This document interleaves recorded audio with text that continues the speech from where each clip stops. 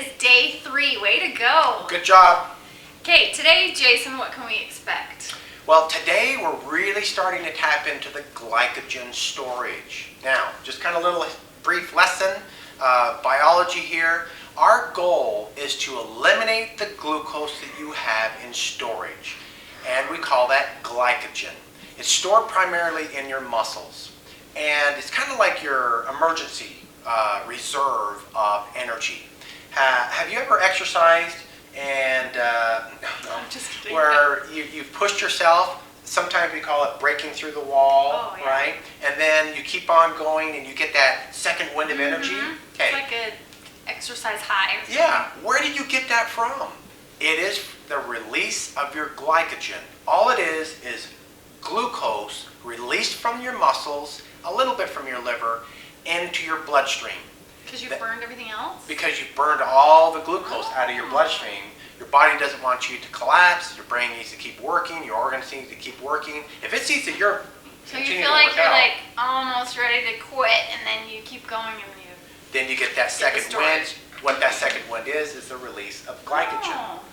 So we need to drain that out. The reason why we have to drain out your glycogen is because it's impossible for your body to go into a fat-burning mode when there's low-hanging fruit there waiting to be consumed.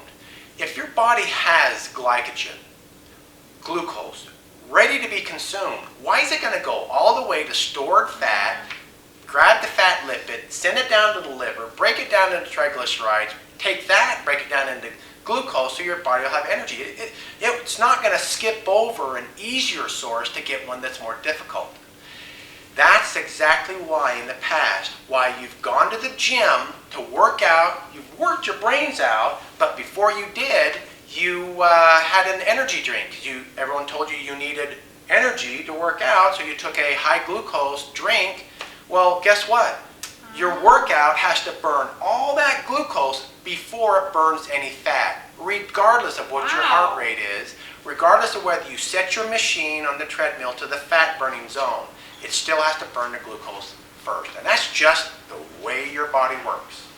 I did not know that. So, between day 3 and day 5, depending on how big a storage of glycogen you have, is going to be your toughest day. So day 3 might be your day 4 or might be your day 5, but you need to know about it. That's when your cravings are going to be the greatest. Your body's going to say, hey, I'm out of glucose, and it's going to make you think about cookies and fruit and bread and pop and donuts, anything that you would normally get to get that glucose fix.